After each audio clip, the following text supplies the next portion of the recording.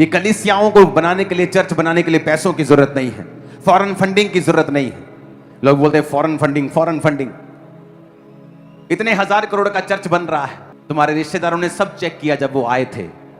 एक एक मैं बोलता हूं लोगों को, तुम बिल मत मांगो चर्च का, तुम चर्च के अंदर जाके हाथ लगाओ, पिलर के किस हिस्से का बिल चाहिए, पक्का मैं तुम्हें दूंगा। तुम फॉरेन फंडिंग की बात करते हो, यहां के लोगों के एड्रेस दे दूंगा जिन्होंने बोया, यही पंजाबी लोग, तुम्हारे मोहल्ले के लोग दे दूंगा मैं। आप लोगों ने इस चर्च को बनाया है। जब टीम ये चर्च बना रही थी तो उसने कहा आप जीएसटी क्यों भर रहे हैं इतना, बिल लेने की जरूरत नहीं। मैंने कहा नहीं, आप नहीं जानते हम क्या कर रहे हैं। एक एक चीज का बिल, एक एक ईंट का बिल, फाउंडेशन के बिल से लेके जो दिख रहा है, जो नहीं दिख रहा, एक एक चीज का बिल लेकर वो सबमिट किया हुआ है डिपार्टमेंट को। हमने खुदा का रूह आपको छुएगा। जहां मैं इस पिछले 2 हफ्ते में गया हूं, और जब प्रकाशित वाक्य की गुफा में मैं गया हूं, उसके बाद जो बाइबल की समझ है, जो हिस्ट्री है, जो बाइबल का प्रकाशन है, वो मेरी लाइफ में पूरा अलग तरह से ओपन हो गया है। और पवित्र आत्मा जब मुझे उस प्रकाशित वाक्य की गुफा में लेके गया, तो मैं वहां पर किसी जगह की स्तुति नहीं कर रहा हूं, किसी फोटो की स्तुति नहीं कर रहा हूं, किसी चेले की स्तुति नहीं कर रहा हूं। मैं एग्जैक्ट वहां पे लेटा हूं जहां पर प्रभु यीशु मसीह खड़े हुए थे और अपने दास को दर्शन दिया था। और जहां प्रभु यीशु मसीह खड़े हुए थे और जहां प्रभु यीशु मसीह ने बोला था, वहां चट्टान तिड़क गई थी और आगे चल के 3 हिस्सों में हो गई थी। उसका मतलब था त्रिएकता, बाप, बेटा और पवित्र आत्मा। उस गुफा में प्रार्थना मैं कर रहा था। वो पूरी रात मैं सोया नहीं। सुबह प्रार्थना करने के बाद मैं वापस अपने रूम में गया, तो मैंने अपनी फैमिली को अंदर भेजा और बाहर मेरे रूम के थोड़ा पेड़ ही पेड़ थे और पद्मुस टापू था, और पूरी रात मैं वहां पे प्रार्थना करता रहा। मुझे लगा ही नहीं नाइट खत्म हो गई है। और जब सुबह की भोर उगने लगी तो फिर मैं अंदर उठ के अपने रूम में गया। उस रात को मैंने कुछ घंटे प्रार्थना की, क्योंकि मुझे अगली सुबह जल्दी फिर उस गुफा में जाना था। तीसरे दिन फिर मैं उस गुफा में गया और पूरा दिन मैंने उस गुफा में बिताया, और उसके बाद रात मैंने फिर प्रार्थना में बिताई। और जब मैं उस गुफा से बाहर आ रहा था, मैंने अपनी वाइफ को बोला सब कुछ बदल चुका है। और उसके बाद हमने फैसला किया कि ठीक है, हम इस जर्नी को आगे बढ़ाएंगे, क्योंकि हमें, और आप इमेजिन करो, ये जर्नी कोई ऐसा नहीं था कि किसी खास वजह से थी, ये अचानक लिया गया फैसला था। इस जर्नी के आपको मालूम, मैं बताता हूं, पद्मुस नाम टापू का, पर ऐसा पता नहीं था ये क्या है, किधर है। एक परमेश्वर के दास मुझसे मिलने के लिए यहां आए थे जलंधर में, और उन्होंने मुझे पद्मुस नाम के टापू के बारे में वो बात कर रहे थे कि ब्रदर, जब मैं वहां से निकला तो मेरी जिंदगी पूरी बदल गई। ऐसे प्रकाश मुझको होने लगे बाइबल के जितनी पुस्तकें हैं मेरे सामने खुलने लगी और परमेश्वर मुझे प्रकाश देने लगा। हम सुन रहे थे, मैंने कहा हाँ हाँ ब्रदर, हम भी जाएंगे कभी उधर। और जब मैं स्कॉटलैंड में था तब परमेश्वर ने हमें पुश किया। हमें जबरदस्ती कहने वाली बात है कि ऐसा परमेश्वर ने कुछ काम किया हमारी जिंदगी में, और हम वहां पे गए। जब पद्मुस नामक टापू से हम निकले अगली जगह के ऊपर, जो कि थिस्सलुनीकि था। अब इमेजिन करो, थिस्सलुनीकि में जब हम बाइबल पढ़ रहे थे तो मुझे 8-8 घंटे, 10-10 घंटे हो जाते थे बाइबल स्टडी करते, और मुझे ऐसा लगता था कि मैं शायद 5 मिनट पहले बैठा हूं, कि ये हिस्ट्री कहां थी हमारी आंखों के सामने, हमें पहले क्यों दिखाई नहीं दी। और परमेश्वर का आत्मा उन भेदों को खोलने लगा, और क्रिश्चियनिटी बिल्कुल मेरी आंखों के सामने जीसस क्राइस्ट के दिन से लेके अब तक बिल्कुल क्लियर थे। जिस रोम को, जिस वेटिकन सिटी को, जहां पर रोमन कैथलिक्स हैं, उसके बाद रोमन कैथलिक्स 1054 में फिर कुछ लोग ग्रीक ऑर्थोडॉक्स बन गए, वो सारी हिस्ट्री मैंने आपको ऑनलाइन बताई थी। वो रोमन अंपायर जिसने क्राइस्ट को, यीशु मसीह को मारने का हुक्म दिया, हुकूमतें जिन्होंने चेलों को मारा और दफना दिया, वो रोमी हुकूमतें जहां जहां चेलों को पाया, जहां पर आंद्रियास की, यीशु मसीह के पहले चेले की कब्र है, जहां वो मारा गया, मैं वहां गया। वहां पर लूका की कब्र है, जहां लूका जिसका सुसमाचार आप पढ़ते हो। वो लोगों को रोमियों ने मारा, बहुत से परमेश्वर के चेलों को रोमियों ने मारा, बहुत से विश्वासियों को रोमियों ने मारा, रोमी लोगों ने उनका कत्ल किया। जब एक रोमी शासक की पत्नी और उसके साले ने परमेश्वर को कबूल कर लिया तो उसने परमेश्वर के चेले को मार दिया था। लेकिन आज जहां सबसे ज्यादा कत्ल हुए थे परमेश्वर के नाम के लिए, आज वो सेंटर बन चुका है क्रिश्चियनिटी का वर्ल्ड के लिए। आज रोम में, वेटिकन में, उसके आसपास सब जगह आपको क्रिश्चियंस मिलेंगे। कोई कैथोलिक मिलेगा, कोई पेंटिकोस्टल मिलेगा, वो अलग बात है, अलग अलग डिनोमिनेशन वहां मिलेंगे, लेकिन सब आपको परमेश्वर के लोग मिलेंगे। और चेलों को इसलिए भगा दिया गया कि वहां इसका नाम नहीं रहना चाहिए। आज वो दुनिया की सबसे बड़ी आत्मिक राजधानी बन चुका है। आज दुनिया के 400 करोड़ लोग यरूशलेम को अपना आत्मिक राजधानी समझते हैं। जिन रोमियों ने परमेश्वर को, उसके चेलों को मारा, आज वहां पर परमेश्वर का सेंटर है। ये मैसेज पूरी भारत के और उन जगहों की कलीसियाओं के लिए जो सतावों में है। जो भी जन सताव के नीचे है, उसे खुदाबंद का आत्मा कह रहा है, यीशु दे अशेरा तू तुरिया चल, यीशु दे अशेरा। खुदाबंद आज इस कलीसिया को सिर के बालों से लेके पैरों के तलवों तक अपनी आत्मा से मामूर कर दे और भर दे पवित्र आत्मा की अग्नि के साथ। यीशु ने कहा, जो कोई मेरे लिए अपने प्राण को प्रिय समझेगा और वो उसे गवा देगा, और जो कोई मेरे लिए अपने प्राण की भी चिंता ना करेगा वो उसे पालेगा, और उस अनंत जीवन के साथ पाओगे जो तुम्हारे लिए तैयार किया गया है। परवाह मत करना किसी की, किसी रिश्तेदार की, किसी लोगों की। परमेश्वर तुम्हें 100 गुना देगा, इसी धरती के ऊपर और परलोक में भी। अपने हाथों को उठाओ। पिता, तेरे लोग आज पवित्र आत्मा की अग्नि से भरे और कभी सेम ना रहे, इन जीसस नेम। आज और ये समय जो अब फ्यूचर में आ रहा है, वो प्रार्थना का समय है। यीशु मसीह ने एक बात बोली है, उसने कहा, तुम नहीं जानते प्रार्थना किस रीति से करनी चाहिए, लेकिन तुम्हारे पिता का आत्मा तुम्हारे अंदर से प्रार्थना करता है। यानी जब हम अपने आप को प्रार्थना में बिठाते हैं तो हमारी प्रेयर रिक्वेस्ट कितनी देर की होती है? आपको कोई हीलिंग चाहिए, कोई प्रार्थना आपकी है, आप 10 मिनट में, 15 मिनट में परमेश्वर को बोल दोगे। लेकिन आगे जब आप पवित्र आत्मा की हुजूरी में बैठे रहोगे, फिर आप क्या प्रार्थना करोगे? क्योंकि फिर आप वही प्रार्थना करेंगे जो पवित्र आत्मा चाहता है, चाहे वो अपने चेलों के लिए करवाए, अपनी कलीसिया के लिए करवाए। और जब आप गैर भाषाओं में प्रार्थना करते हैं, तब परमेश्वर आपके शरीर को, एक किराए के घर को यूज कर रहा होता है। और जब आप प्रेयर में बैठते हैं, चाहे आप गैर भाषा में करें, चाहे आप अपनी भाषा में दूसरों के लिए, कलीसिया के लिए, अपने पास्टर के लिए, हो रहे लोगों के लिए जब प्रार्थना करते हैं, तो परमेश्वर आपको ब्लेस करता है, क्योंकि आपका शरीर इस्तेमाल हुआ है परमेश्वर के किसी खास काम के लिए। जब परमेश्वर का काम होता है तो शैतान भी अपना पूरा काम करने की कोशिश करता है। जब रोम के साम्राज्य में परमेश्वर का काम हो रहा था और जब प्रभु यीशु मसीह अपने समाचार को दे रहे थे, तो उनको लगा कि ये व्यक्ति बड़ा उलट फुलट कर रहा है, इसको मारने का प्लान बनाते हैं, तभी ये काम खत्म होगा। तो वचन कहता है, उन्होंने उसे पकड़ा और उसे मार दिया। उन्हें लगा अब कोई यीशु मसीह की बारे में बात नहीं करेगा। और वचन में लिखा है कि जब 12 चेले वही नाम लेने लगे और चेले वही नाम लेने लगे, उन्हें लगा अब लगता है इनको खत्म करना पड़ेगा। याकूब को मरवा दिया, कलीसियाएं तितर बितर हुई, उन्हें लगा अब ये काम खत्म हो गया। जो कि एक समय क्रिश्चियनिटी का सेंटर बन गया था, तुर्की, उसका इस्तांबुल, जो आज टूरिज्म का हब है दुनिया का, वो क्रिश्चियनिटी का गढ़ बन गया। क्योंकि वहां पर इफिसुस की कलीसिया, जितनी प्रकाशित वाक्य की कलीसिया, पौलुस वहां कलीसिया स्थापित करता है, यूहन्ना प्रकाशित वाक्य वाला वहां पे कलीसिया स्थापित करता है। और वो लोग आगे चलते चलते चलते इटली से लेके पूरे नीचे ईरान, इराक, सीरिया से लेके ऊपर पूरे यूरोप से लेके जहां जहां भी लोग रहते थे। और थोमा भारत में, केरला में आता है और परमेश्वर का सुसमाचार सुनाता है। रोमियो को लगा कि अब इनको मार देंगे और सुसमाचार का काम खत्म कर देंगे, और उन्होंने परमेश्वर के लोगों के ऊपर मृत्यु दंड देने शुरू किए। और एक समय आया जब रोम परमेश्वर की क्रिश्चियनिटी का सेंटर बन गया।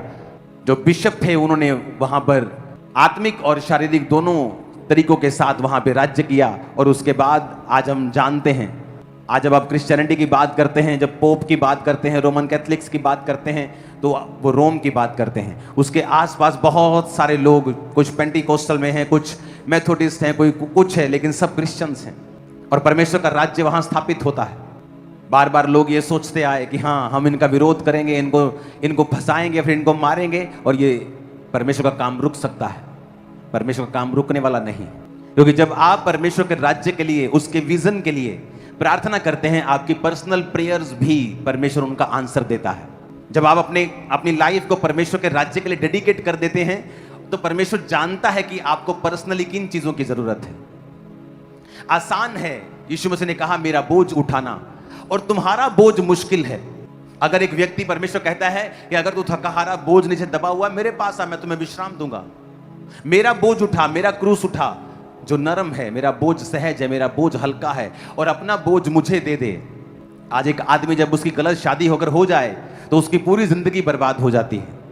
उसका पैसा, उसकी कमाई हुई दौलत, उसका पीस, अगर उसके बच्चे हैं, वो फैमिली लाइफ, पूरी उसकी फैमिली लाइफ।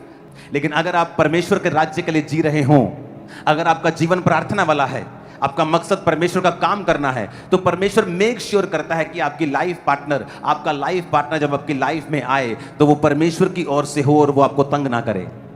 वो मेक श्योर करता है कि तुम्हारी लाइफ में शैतान कोई काम ना कर पाए, शांति तुम्हारी जिंदगी का हिस्सा रहे। क्यों? क्योंकि तुमने अपना जीवन जो है वो परमेश्वर को दे दिया है और तुम प्रार्थना करने वाले हो, उसके राज्य के लिए प्रार्थना करते हो, उसके चेलों के लिए प्रार्थना करते हो, उसकी कलीसिया के लिए प्रार्थना करते हो, जहां जहां सताव है उन लोगों के लिए प्रार्थना करते हो। तुम बीजों को बोते हो, तुमने अपना जीवन परमेश्वर को दे दिया है, तुम अन्य जाति लोगों के साथ सुसमाचार को शेयर करते हो, तुम अपने विश्वास के बारे में उनको बताते हो। तो परमेश्वर देखता है कि तुम्हारा जीवन जो है वो मसीह में है, फिर वो सुरक्षित रहता है, आशीषित रहता है, और वो तुम्हारी अगुवाई करता है।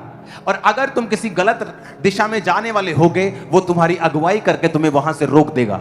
कई बार परमेश्वर हर बार आपके कानों से बात नहीं करता, आपकी स्पिरिट से बात नहीं करता।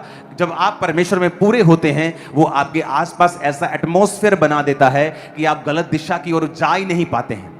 मुझे आज भी याद है, एक जन का मुझे फोन आया साउथ इंडिया से, और एक ऐसा परमेश्वर का सेवक जो करप्ट हो चुका था और फेक प्रोफेसीज करता था, और उसका फोन आया कि मैं वहां पे आ रहा हूं। और परमेश्वर जानता था, मुझे नहीं मालूम था उस समय, क्योंकि उसकी सच्चाई भी मुझ पे जाहिर नहीं हुई थी। मुझे मालूम नहीं था कि वो फेक है या नहीं। मैं उसको एक अच्छा मैन ऑफ गॉड समझता था, जेन्युइन समझता था। और एक दिन सुबह हम उठते हैं, जब हम जाने वाले थे एक दिन के बाद, और मैं और मेरी वाइफ हम दोनों उठे, और हम दोनों को 101, 102, 103 बुखार था। हमें ऐसा बुखार ना कभी पहले हुआ था, ना उसके बाद आज तक कभी हुआ है। हमसे उठ नहीं हो रहा, हमें बुखार, बहुत गहरा बुखार है, गला दिमाग सब जकड़ा हुआ है। कोविड के पहले की बात है। तो हम बड़े हैरान है कि चलो एक जन को होता है थोड़ा सा, फिर उसका बढ़ जाता है, फिर अगले को होता है, ऐसे ऐसे फैलती है नई चीजें। एकदम से रात को हम बिल्कुल ठीक हैं, कल सुबह बिल्कुल ठीक थे, एकदम से सुबह उठे और हमारा गला, हमारा सब कुछ अंदर से जकड़ा हुआ, बुखार 103, उठ नहीं हो रहा, बिल्कुल हिम्मत नहीं है कि बेड से उठ जाएं। देखते हैं अगले दिन पैरासीटामोल खा के देखते हैं, वो ठीक नहीं हो रहा है। जब तक वो फेक आदमी इंडिया छोड़ के नहीं गया, हमारा बुखार खत्म नहीं हुआ।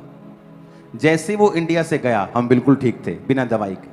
परमेश्वर ने बाद में, सालों बाद हम पर जाहिर किया कि अगर मैं तुम्हें वहां जाने देता तो तुम भी सालों तक एसोसिएट गिने जाते उसके साथ। जब आप परमेश्वर के लिए जीते हैं ना, चाहे आपको परमेश्वर बोल के ना बोले, लेकिन वो मेक श्योर करेगा आपका एटमॉस्फेयर, आपकी लाइफ का सारा माहौल उसके हाथ में रहेगा, सब कुछ उसकी ओर से होगा। आप पूरी तरह से आपके स्टेप्स, आपके कदम भी ठहराए हुए होंगे। अगर आपकी लाइफ में बड़ा पाप छोड़ोगे, अगर आपकी लाइफ में थोड़ी सी भी डिस्ट्रैक्शन है, तो किसी के साथ डिस्ट्रैक्ट हो गए हैं आप, किसी व्यभिचार में, किसी लालच में, किसी चोरी में, परमेश्वर आपको धीरे से छोड़ देगा और आपकी अगुवाई करनी बंद कर देगा।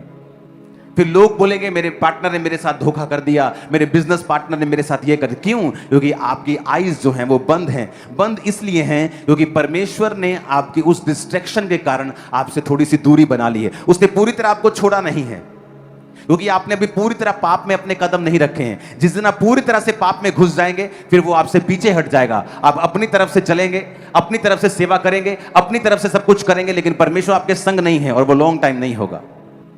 और जैसे ही आप परमेश्वर में जीना शुरू करते हैं, आप उसकी आज्ञाओं को मानना शुरू करते हैं, आप उसके अंदर जीवन जीना शुरू करते हैं, वो आपके आसपास के सारे माहौल के ऊपर कब्जा कर रखता है।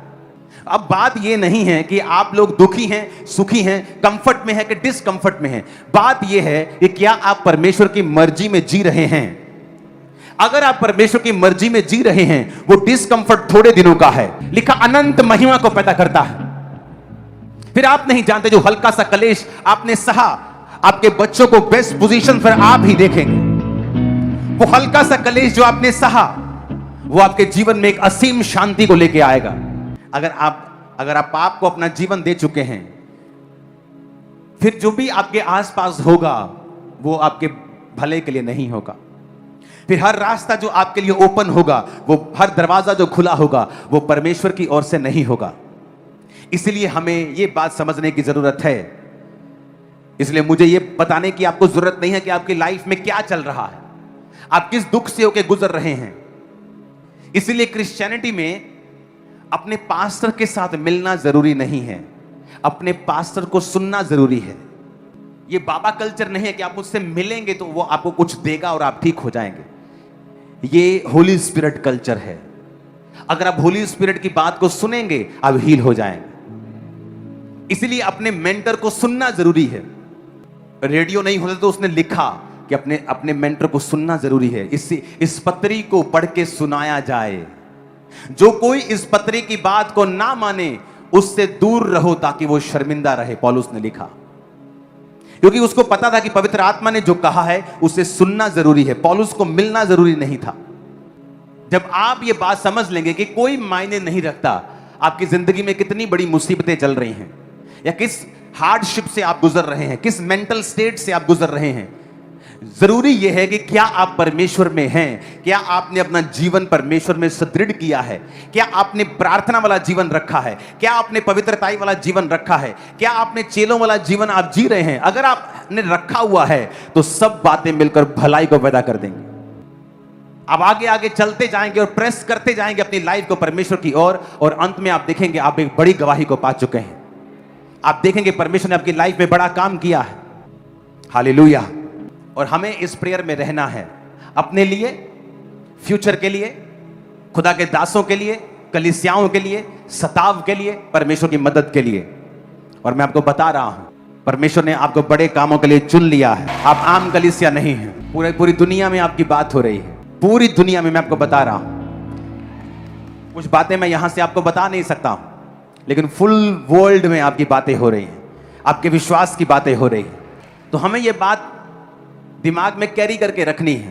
हम वो कलीसिया ना बने जिसको सिर्फ अपने मसलों के लिए चर्च जाना है। अगर आपको अपना मसला हल करवाना है तो मैं आपको बता सकता हूं अपने एक्सपीरियंस से, जितना आप उसे हल होता देखना चाहते हैं, परमेश्वर 10 गुना उसको हल होता देखना चाहता है। हम मनुष्य हैं, हमारी सोच छोटी है और परमेश्वर की सोच बड़ी है। इसीलिए बाइबल कहती, जब नमान कोड़ी जाकर परमेश्वर के दास के घर के बाहर खड़ा हुआ तो उसने कहा, ये बाहर आएगा और मेरे सिर पे हाथ रखेगा, तेल मलेगा और मुझे चंगा करेगा। लेकिन उसने अंदर से कह दिया, जा इसको बोल कि यरदन नदी में 7 डुबकियां मार, इसका कोढ़ खत्म हो जाएगा। कई बार परमेश्वर आपकी एक्सपेक्टेशन के हिसाब से काम नहीं करता। वो मिला भी नहीं, उसने गुस्सा किया और चला गया कि मुझसे मिला नहीं, मैं इतना बड़ा आदमी हूं। जो उसने कहा है मुश्किल नहीं है, ये रास्ते में नदी है, देखो मार लो डुबकी, क्या चाहता है। इतना कुछ तो किया है पूरी दुनिया में, लाखों करोड़ खर्चा किया है, ये तो फ्री का काम है, कर लेते हैं। नहीं हुआ तो पानी भी हम साथ लेके आए, आपको फिर अच्छे पानी से नहला देंगे। तो बाइबल कहती जैसे ही वो डुबकी मार के बाहर आया, कई बार आप जो चाहते हो ना, परमेश्वर भी वही चाहता है, लेकिन तरीका परमेश्वर का अलग है। मैं हीलिंग चाहता था, परमेश्वर भी मेरी हीलिंग चाहता था, लेकिन तरीका यह था कि मैं अपने लिए फास्टिंग करता जा रहा था, ध्यान सिर्फ अपने पे था, क्रूसेड करवाए अपने लिए कि मैं हील हो जाऊं, और परमेश्वर ये चाहता था कि अपने लिए नहीं, लोगों के लिए कर। जब आप फास्टिंग करते हैं दूसरों के लिए, कलीसिया के लिए, सताव के लिए, परमेश्वर की सुरक्षा के लिए, तो परमेश्वर देखता है कि आप उसके राज्य के लिए काम कर रहे हैं और आप उसकी महिमा के लिए काम कर रहे हैं। तो ये थर्सडे जब आप फास्टिंग करके आएंगे, कुछ लोग सुबह ही आ जाएंगे, कुछ लोग शाम को आएंगे। कोशिश करें सुबह आएं और प्रेयर करें, और जब शाम को फुल नाइट प्रार्थना शुरू हो उसमें भी शामिल हों। और परमेश्वर जब आपको इन कामों में देखता है, और अपने घरों में जब आप हों, अपने बिजनेस में जाएं, अपनी जॉब में जाएं, आपके कैरेक्टर से, आपके चरित्र से यह नजर आना चाहिए कि आप क्रिश्चियन हैं। आपके डेली अफेयर, डेली कामों से, डेली आपकी डीलिंग, हैंडलिंग से, जो आप लोगों से करते हो, स्टाफ से करते हो, बॉस से करते हो, अन्य जातियों से करते हो, उनको नजर आना चाहिए कि तुम क्रिश्चियन हो। तुम्हारे स्वभाव से, तुम्हारी वफादारी से, तुम्हारे उस नेकपन से उनको मालूम होना चाहिए कि तुम इनडायरेक्ट उनको प्रचार कर रहे हो। हमने क्रिश्चियनिटी को पूरी तरह पहना नहीं, हम इसका मतलब नहीं समझे। हम नहीं समझे हम जगत की ज्योति हैं, पृथ्वी के नमक हैं, प्रिजर्वर हैं, रास्ता दिखाने वाले हैं, लाइट हैं हम। अपने पड़ोसी को ऊंची आवाज में कहो तुम रोशनी हो।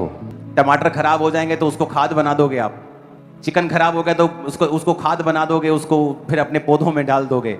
लेकिन वचन कहता है अगर नमक खराब हो जाए फिर वो किसी काम का नहीं। आम का पेड़ सूख जाए तो बैट बल्ले बना दोगे, थापियां बना दोगे, फर्नीचर बना दोगे। लेकिन लिखा अगर अंगूरों की बेल सूख जाए फिर वो किसी काम के नहीं, जलाने के काम आती है। तो या तो आप लोग ऊपर रहोगे, बेस्ट रहोगे, टॉप पे रहोगे, या बिल्कुल नीचे। ये आपकी या तो टॉप आपके लिए रखा है या बिल्कुल नीचे रखा है।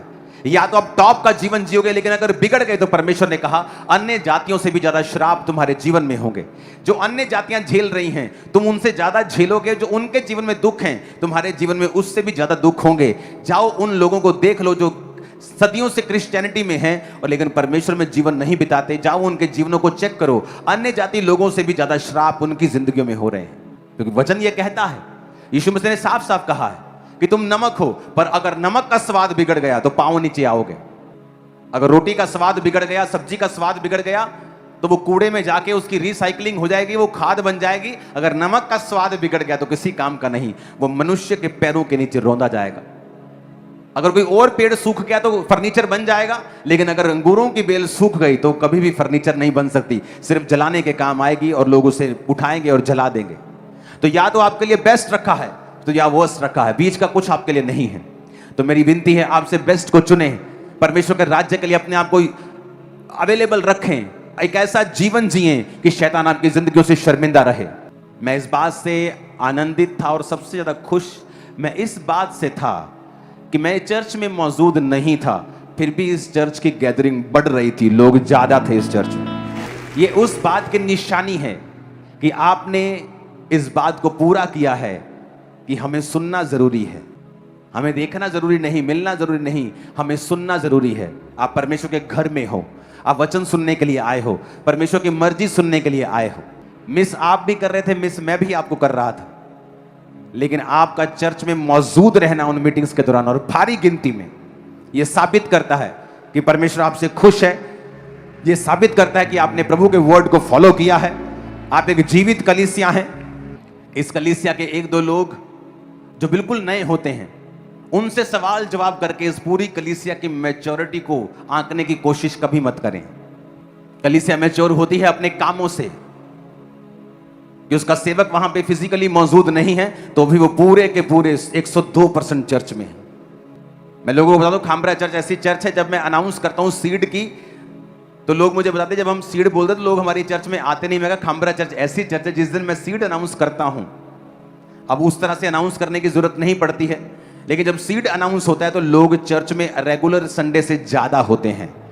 यह मैच्योरिटी साबित करती है, चर्च मैच्योर है स्पिरिट में, आत्मा में। लोगों को लगता है कि भीड़ बहुत है तो शायद ये लोग भीड़ का हिस्सा हैं, इनमें वचन की नॉलेज नहीं है, परमेश्वर को जानते नहीं है। आपने उन एक दो लोगों को सुना होगा और देखा होगा जो अभी इमैच्योर है, जो नए आए हैं, लेकिन आप इस कलीसिया की हिस्ट्री नहीं जानते हैं। बैठकर वचन सुनने वाली है, ऐसे पूरा गोडे गोडे पानी में। फोटोज हैं हमारे, अभी कुछ ही दिनों की ये बात है। ये छतें तो अब पड़ी हैं, 1-2 साल पे हुए अभी तो। ये बारिशों में भी चली है, 50 डिग्री टेम्परेचर में भी चली है, 0 डिग्री में भी चली है। ये कलीसियाओं को बनाने के लिए, चर्च बनाने के लिए पैसों की जरूरत नहीं है, फॉरेन फंडिंग की जरूरत नहीं है। लोग बोलते हैं फॉरेन फंडिंग, फॉरेन फंडिंग। इतने 1000 करोड़ का चर्च बन रहा है। तुम्हारे रिश्तेदारों ने सब चेक किया जब वो आए थे। एक एक मैं बोलता हूं लोगों को, तुम बिल मत मांगो चर्च का, तुम चर्च के अंदर जाके हाथ लगाओ, पिलर के किस हिस्से का बिल चाहिए, पक्का मैं तुम्हें दूंगा। तुम ये मत कहो कि ये मेरे को ये पूरी छत का बिल दे दो। छत छोड़ो, तुम छत के किसी डिब्बे पे हाथ लगाओ, मैं उसका बिल निकाल के तुम्हें दे दूंगा। तुम फॉरेन फंडिंग की बात करते हो, यहाँ के लोगों के एड्रेस दे दूंगा जिन्होंने बोया, यही पंजाबी लोग, तुम्हारे मोहल्ले के लोग दे दूंगा मैं। आप लोगों ने इस चर्च को बनाया है। आमीन। एक एक ईंट, एक एक, जब टीम ये चर्च बना रही थी तो उसने कहा आप जीएसटी क्यों भर रहे हैं इतना, बिल लेने की जरूरत नहीं। मैंने कहा नहीं, आप नहीं जानते हम क्या कर रहे हैं। एक एक चीज का बिल, एक एक ईंट का बिल, एक एक पत्थर का बिल, फाउंडेशन के बिल से लेके जो दिख रहा है, जो नहीं दिख रहा, एक एक चीज का बिल लेकर वो सबमिट किया हुआ है डिपार्टमेंट को हमने। हालेलुया। आप लोग बारिशों में भी खड़े रहे हो, 50 डिग्री टेम्परेचर में भी खड़े रहे हो, 0 डिग्री पे भी खड़े रहे हो। आप एक उदाहरण बन गए हो वर्ल्ड के लिए। पौलुस की कुछ कलीसियाएं उदाहरण बन गई थी बोने में, कुछ कलीसियाएं विश्वास में, कुछ कलीसियाएं उसको सपोर्ट करने में। आप एक वर्ल्ड की वो कलीसिया बन गए हो जो उदाहरण है कि कलीसियाओं को चलाने के लिए पैसा नहीं चाहिए, फैंसी चर्चिस नहीं चाहिए, बस परमेश्वर के वचन के लिए प्यासा एक सेवक हो और उसके साथ वो लोग जो उसके वचन को सुनना चाहते हैं और परमेश्वर के साथ चलना चाहते हैं। बाकी चीजें अपने आप आ जाएंगी। उसने कहा जो तू कर रहा है करता रह, तेरा इंतजाम मैं करूंगा। अगर फॉरेन फंडिंग होती तो चर्च कब का बना के मैं बैठा हुआ होता, लेकिन जल्दी ये चर्च पूरा हो जाएगा आपकी आंखों के और मेरी आंखों के सामने। आमीन। प्रार्थना में रहिएगा। आने वाले दिनों, हफ्तों में एक लाइन लगी हुई है मेरे पीछे खुशखबरियों की। वो जैसे होता है ना कि लाइन लग जाती है और बाद में एक्स्ट्रा भीड़ हो जाती है और फिर आगे धक्का पड़ता है। अब जो पहले खुशखबरी खड़ी है ना, उसको धक्का पड़ रहा है। वो मुझे कह रही है बस अब शुरू कर दो, तो जल्दी से वो शुरू हो जाएंगे। हमें प्रेयर में रहना होगा और इस बात की सीरियसनेस को समझना होगा कि हमें प्रार्थना करनी है और इस बात में पीछे नहीं रहना। ये सुन के ये नहीं सोचना कि हाँ मैं नहीं आ सकता, उस दिन मेरा काम है। नो, आपको ये कॉल है परमेश्वर की। अब वो समय नहीं है कि आप चॉइस कर लें, अब वो समय है हमें मिलकर वो काम करने होंगे जो परमेश्वर ने हमें करने के लिए ठहराया है। हालेलुया। तो आपने सुना पास्टर अंकुर नुल्ला जी का ये करारा जवाब। चर्च में सिर्फ 1 नंबर काम होता है, 2 नंबर का नहीं। अगर आपको भी ये बात सही लगी हो तो वीडियो को लाइक करें, अपने दोस्तों और परिवार के साथ जरूर शेयर करें और ऐसे ही बाइबल के संदेश और पावरफुल बातों को सुनने के लिए हमारे चैनल को सब्सक्राइब करना ना भूलें। परमेश्वर आपको और आपके परिवार को आशीष दे। जय मसीह की।